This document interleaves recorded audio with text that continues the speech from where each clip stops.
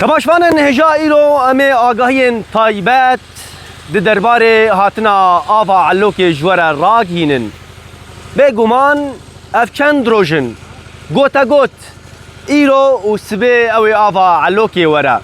Lê tiştê ku em ê ji we re bêjin, em îro li ser xeta stasyona elokê ya ku ji bajarê Tiltemir berê xwe dide stasyona elokê.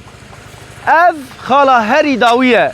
Ya ku hatibû şikenandin li gundê Umulkêf.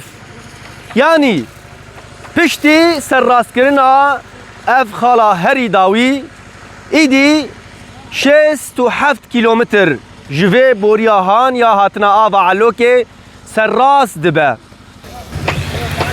Li gorî çavkaniyên me îro nêzî 16 bîr ji 33 bîrên stasyona elokê amade ne. Her wiha weke test ji wan re hatiye çêkirin. Xizan di boyê stasyona elokê tije av kirine.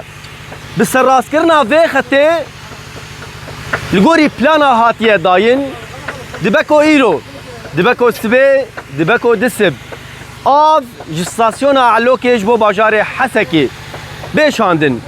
Ger stasyona elokê vê keve, kêmanî 24 saet pêwîstin ku av ji stasyona elokê bigihêje bajarê Hesekê.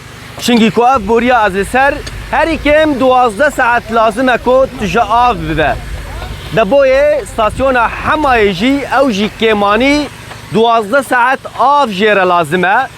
Bi vî halî 24 saet pêwîstin piştî serrastkirina vê boriyê ku av ger pirsgirêk tune be, ku av ji stasyona elokê bigihêje bajarê Hesekê.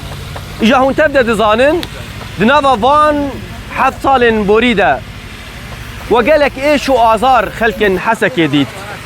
Hatina ava elokê bêguman wê barekî mezin li ser milê xelkê rake.